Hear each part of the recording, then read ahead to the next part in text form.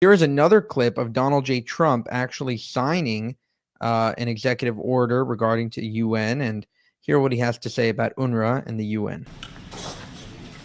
Next up, in light of numerous actions taken by a number of bodies of the United Nations which exhibit a deep anti-American bias, we have an executive order prepared for your attention that would withdraw the United States from the UN Human Rights Council, would withdraw the United States from the UNRWA, which is a refugee organization, and would also review American involvement in UNESCO, which has also exhibited anti-American bias.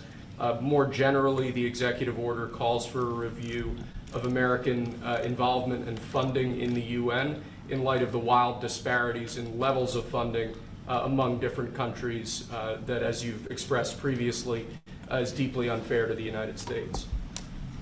So I've always felt that the UN has tremendous potential. It's not living up to that potential right now. It really isn't, hasn't for a long time. It has, there are great hopes for it, but it's not being well run, to be honest, and they're not doing the job. A lot of these conflicts that we're working on should be settled, or at least we should have some help in settling them. We never seem to get help.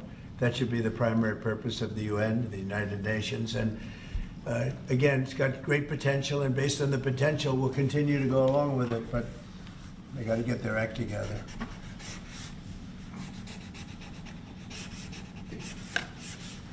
What would they need to do, sir, to get their act together?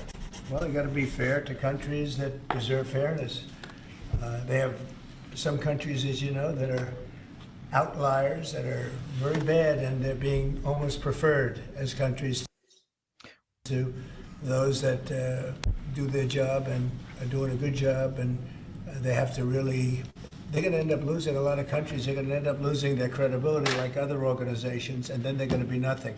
The potential of the United Nations, and not everybody agrees with me on this, the potential of the United Nations is fantastic if properly run.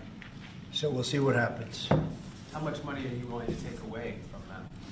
Well, we're taking away a little bit, but we're not looking to take away money. This is so important that we're really, as you know, the United Nations is largely funded by us. But, and it shouldn't be, it should be funded by everybody, but we're disproportionate, as we always seem to be. But it's something that if it ever lived up to the potential, in 10 minutes it would make up the difference.